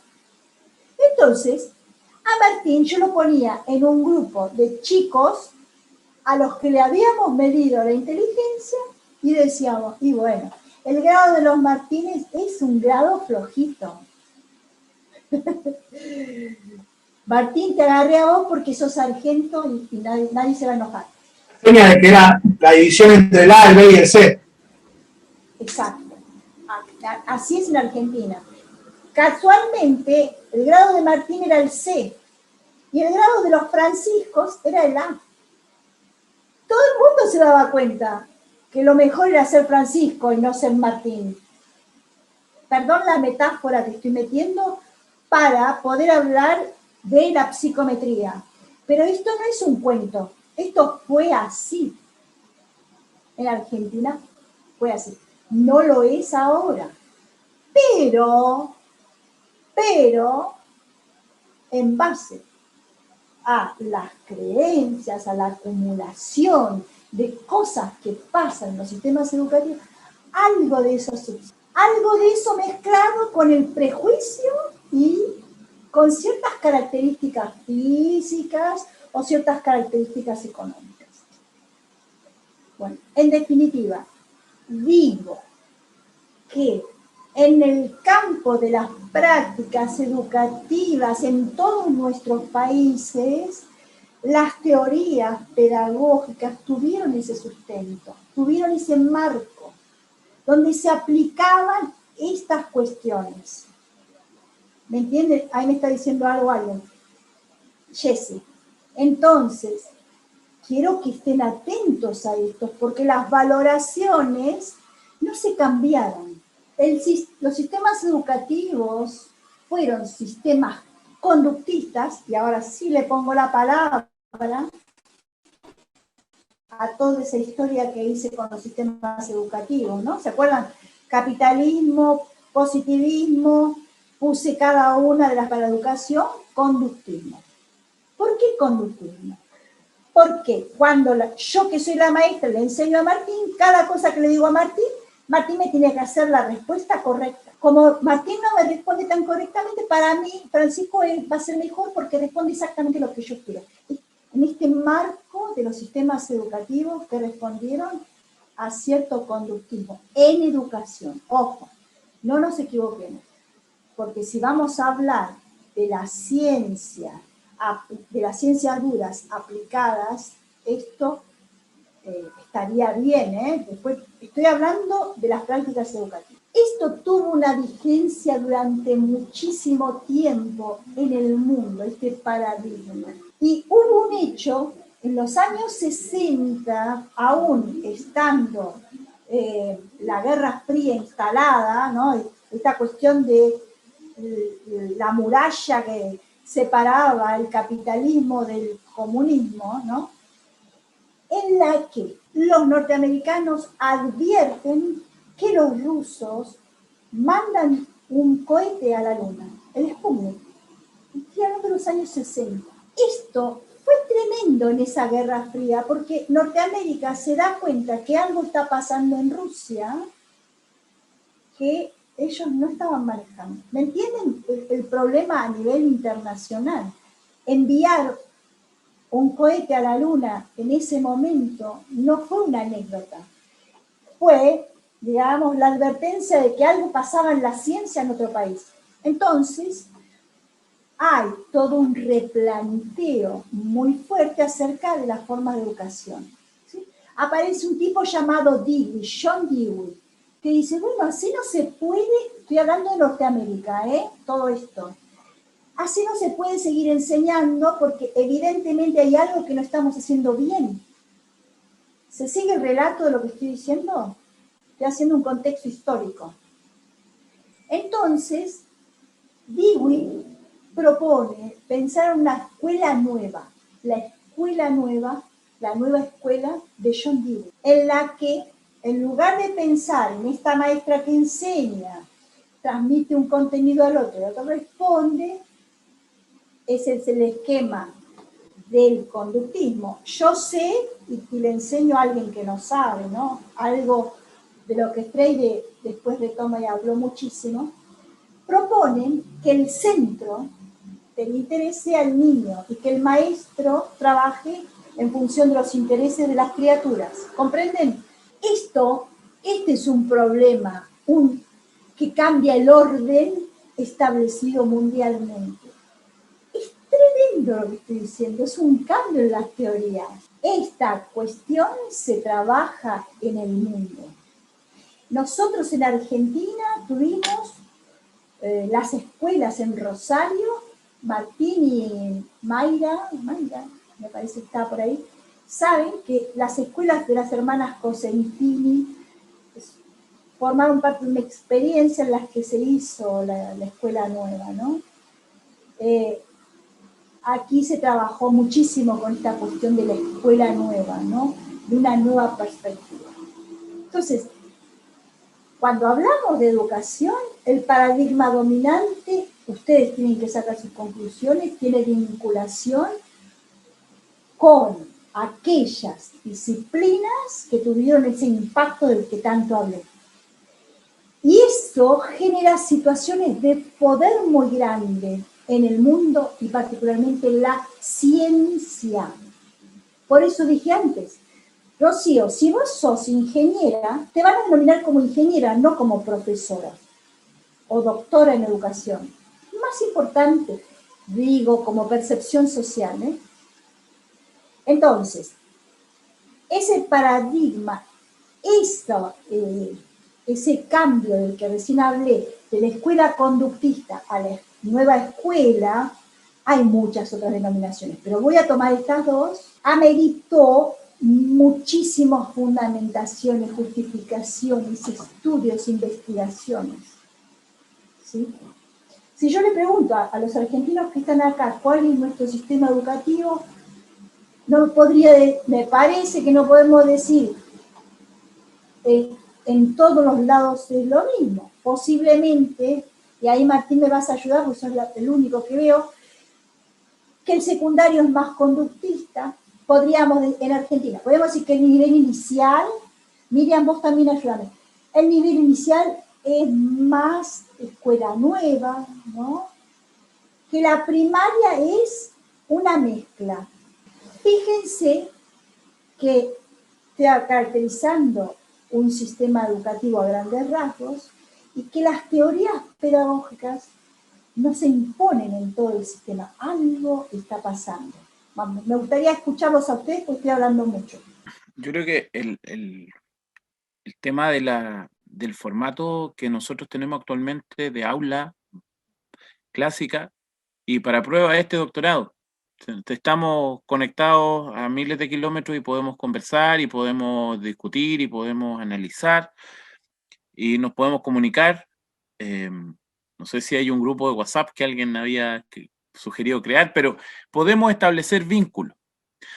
Y sin embargo, cuando llegamos a nuestros colegios, a nuestros liceos, a los niveles primarios, secundarios, superiores, nos encontramos el mismo modelo en la mayoría de los establecimientos con un profesor o profesora adelante que puede estar acompañado o no de un asistente de aula y con un grupo de niños que llegan y se sientan al frente y que reciben información que ellos ya pueden tener.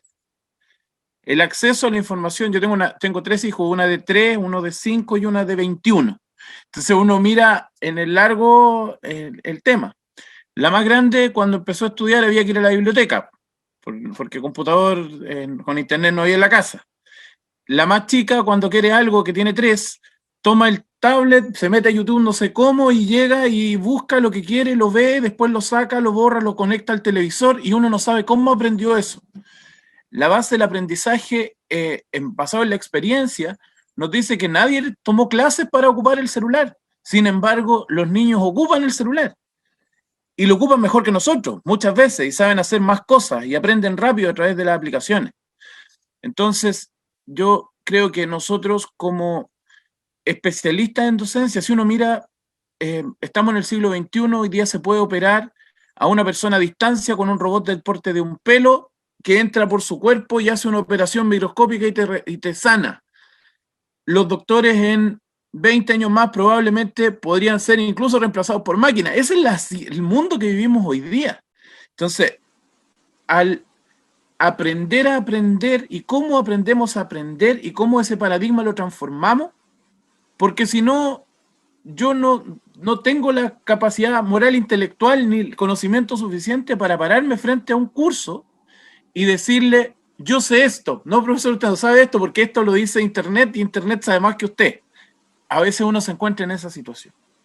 Entonces, dentro del mismo paradigma que se plantea es cómo nosotros, a través de este espacio de conocimiento, de discusión, podemos establecer estrategias distintas para que los estudiantes vayan desarrollando otras cosas que están en el aula. Disculpen que estoy en el... Y esas otras cosas son aprender a convivir, desarrollo motriz, desarrollo de empatía con sus pares y el conocimiento que vaya de la mano con aquello. Creo que nosotros estamos en el momento preciso de la historia donde va a haber un cambio súper grande, como ocurrió hace 200 años o 100 años, donde el profesor era quien aplicaba el castigo, y ahora nosotros somos quienes construimos el conocimiento, pero en 2, 3, 4 años más, nuestro rol, y hay muchos colegios, muchas instituciones que están haciendo pedagogía, sobre todo en la pandemia, a través de Internet y escuelas abiertas que no tienen espacios físicos de trabajo.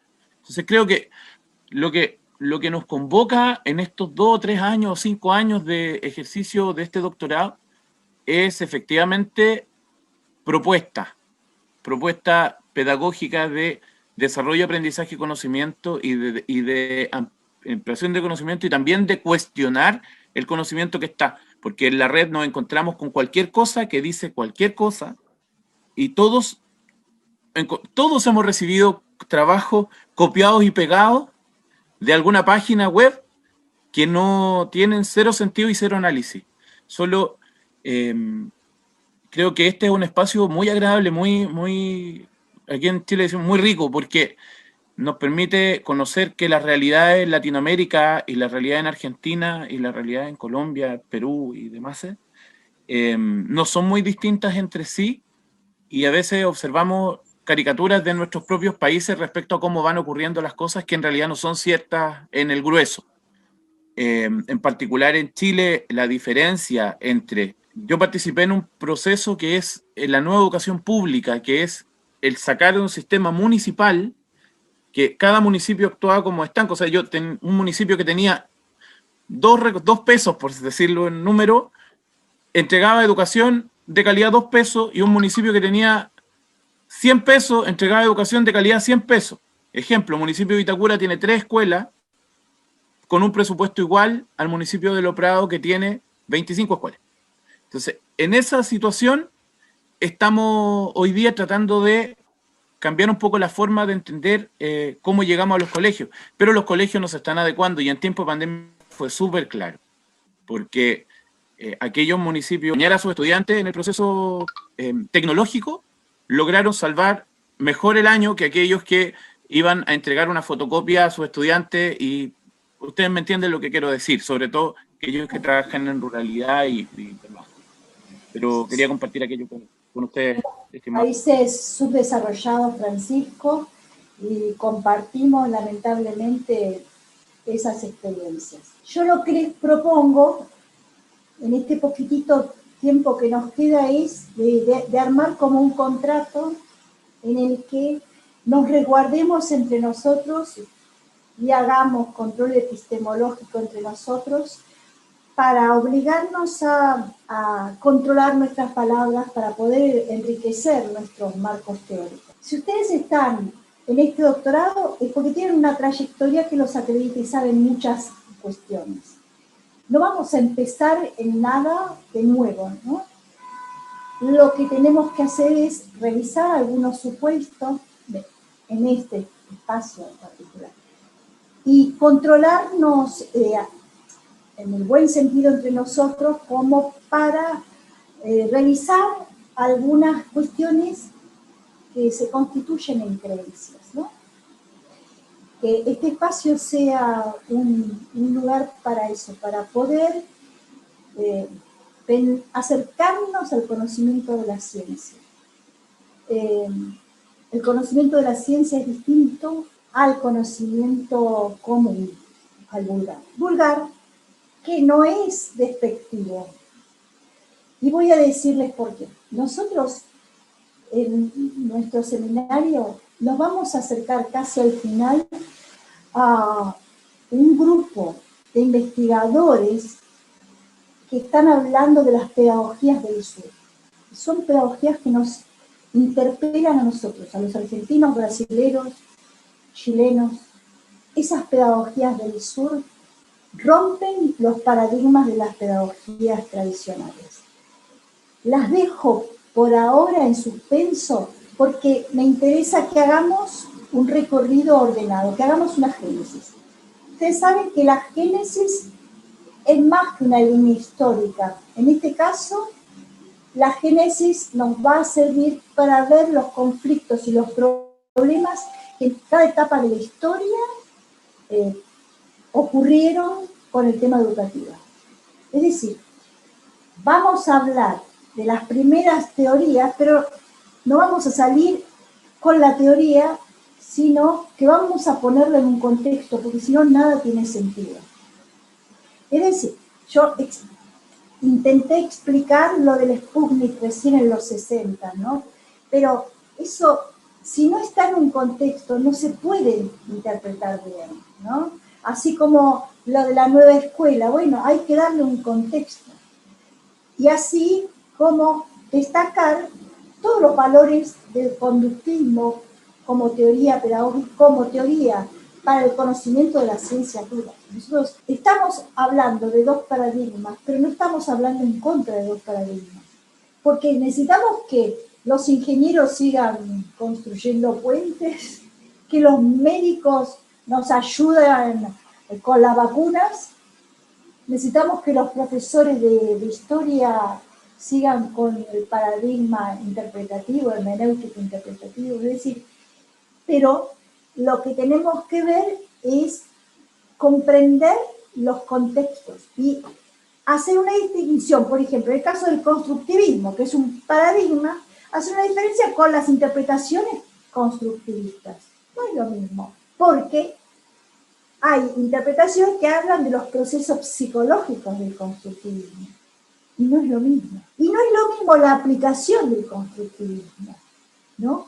En esas prácticas de las que estuvimos hablando hace un rato. Evidentemente, en los procesos de enseñanza y de aprendizaje son sumamente complejos y no se puede aplicar algo, digamos, en un formato único. Nosotros tenemos que ponerle contexto y tenemos que hablar de una génesis de las teorías pedagógicas. En este sentido, nosotros vamos a considerar al primer, digamos, lo vamos a considerar no porque sea el primero, porque tengo que empezar en algún lugar del programa y voy a empezar el inicio de la modernidad con Comenio.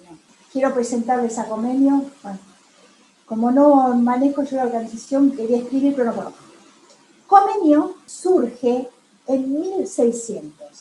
¿Quién fue Comenio? ¿No? ¿Quién fue Comenio? Un personaje en la historia de la educación que impregna las teorías educativas que hasta el presente tienen una significación absoluta. Comenio a fines de 1600, en un ambiente de enciclopedias, de inicio de la ilustración, dice, ¿qué está pasando en el mundo? ¿Están todas las disciplinas desorganizadas?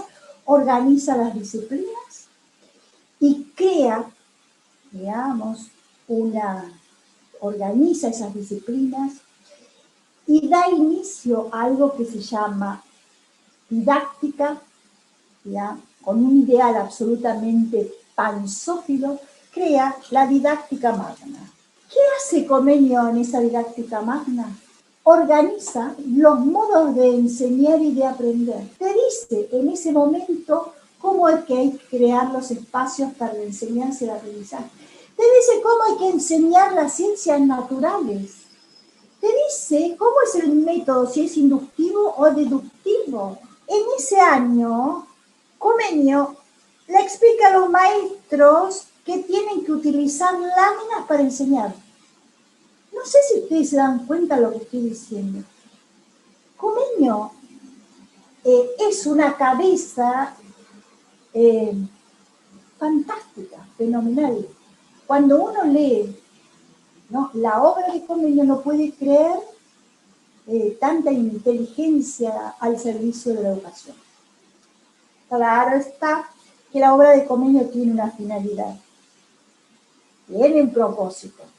Él era un religioso y vamos a ver de qué religión. Tiene un propósito. Entonces, digo, a los efectos, porque ya estamos terminando el encuentro de hoy. Vamos a empezar en Comenio. O vamos a empezar con la obra de Comenio y ya expliqué por qué.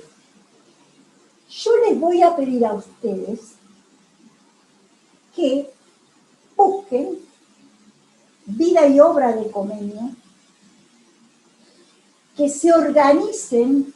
Para mí es sumamente fundamental que todos los estudiantes estén en el mismo chat. Yo necesito un chat para enviar materiales, algo. Escuchen, ustedes tienen que tener un chat entre ustedes seguro. Ahora, yo me voy a comunicar solo con uno de ustedes para enviar materiales, ¿no? ¿Comprenden lo que quiero decir?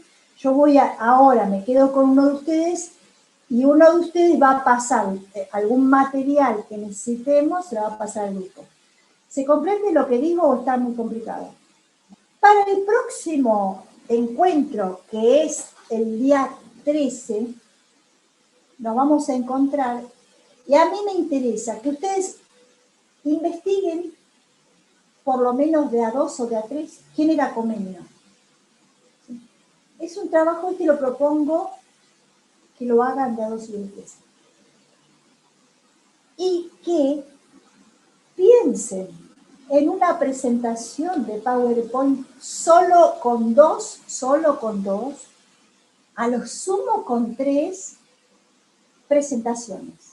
Entonces, primera cuestión, un PowerPoint hablando de Comenio con solo 3 presentaciones y ustedes se asocian como les parezca más pertinente, porque vamos a develar este misterio de Comenio en la próxima. Y otra cuestión, que la lectura es obligatoria para todos, de un texto de Narvaja, Pablo Narvaja, que se llama La pedagogía normativa. Este texto está en la plataforma. Entonces, ¿qué quiero pedirle a ustedes? Aquellos que se hayan metido en la plataforma, los que se metieron, socialicen el texto de Narvaja para todo el grupo. ¿Comprenden? ¿Sí? ¿Se entiende o no? Entonces, obligatorio para todos es la lectura del texto de Narvaja, porque tiene una línea en el sentido que yo estuve trabajando hoy. Y la segunda tarea es que se asocien para descubrir a Comenio. Hagan como quieran, un PowerPoint, lo que sea, solo 3 presentaciones. Piensen en formato digno de un doctorando. La lectura del texto de Narvaja, ¿sí? Es una lectura que vamos a debatir aquí en el grupo, ¿no? Vamos a leerlo comprensivamente, vamos a plantear algunos puntos acá para nuestra discusión. Recuerden que dijimos a la entrada, un seminario doctoral es un lugar para los intercambios. Claro que son intercambios mínimos, ¿no? Si estuviéramos en Rosario, podríamos armar líos más lindos, ¿no? Como dice Francisco, pero bueno, vamos a hacer lo que podamos. Entonces, a ver si se entendió. Próxima clase. Nos encontramos a las 10:30. Hay una lectura obligatoria de todos. Mira lo que es esto. Mira, ya está ahí. Ese es el texto. Maravilloso. Bravo, Martín. Excelente. ¿Tenés la página abierta ya, Martín? La estoy viendo acá. Maravilloso, maravilloso. Ese, para que todos lean, para que vamos a debatir. Y el otro trabajo como iniciador de las teorías pedagógicas. Claro que vamos a tener que asociar lo que nos dice Narvaja con las propuestas de Comenio. ¿Se comprende? Bueno, antes de una cerrar... pregunta, profesora. Sí. Discúlpame. Soy María Victoria de Colombia. Hola. En el primer punto que tú nos hablas, hola. En el primer punto que tú nos hablas de investigar sobre Comenio, me da la impresión de que todos debemos también hacer la presentación y agruparnos de 3, máximo de 3 personas, es lo que entiendo. O solamente pasarían 3 grupos de 3 personas. Yo lo que quiero es que ustedes conozcan a Comenio asociados entre 3 para que ustedes interactúen y descubran a ese personaje interesante. Para eso yo necesito que todos estén en el chat, todos puedan participar de ese chat. Los modos en los que se asocien los van a determinar ustedes. Pero recuerden que esas presentaciones las vamos a discutir con lo que nos dice Narvaja, el texto que Martín acaba de subir. A mí lo que me interesa es Narvaja, porque está en la línea de lo que yo intenté exponer aquí en este encuentro. ¿Sí? ¿Se entiende, María Victoria? No sé cómo vamos a hacer en la próxima, porque son 40 y algo de personas, no sé cuántos van a poder, pero lo que me interesa es que te juntes con otros 2. Yo me imagino, tengo esta fantasía, Victoria, que vos te asociás con otros 2, portás tus materiales y Alejandro porta los suyos y ponele Miriam los suyos y de ahí sale algo mejor. Pero corrijo una cosa, por si yo dije investigación, esto no es una investigación, es búsqueda de información. Me corrijo. En Argentina la palabra investigación es investigación. Una sola cosa y cortamos. Solo se construye conocimiento en los ámbitos universitarios o en los centros de investigación. Por eso, las tesis de maestría o de doctorado son las que promueven el conocimiento. Ninguna otra forma, en ningún nivel del sistema, promueve la investigación. Primaria, secundaria, terciaria, no hay investigación. Ténganlo claro. Por lo menos en Argentina, de lo que puedo decir. Solo se construye conocimiento en las universidades a través del desarrollo del método que te propone la ciencia. Así que ahí lo dije más o menos. Bueno, ¿qué les parece si entonces nos vamos despidiendo? Pueden hablar para despedirse por lo menos. Gilberto, gracias, profe. Gracias. Bueno, muy amable. Bueno, muchas gracias.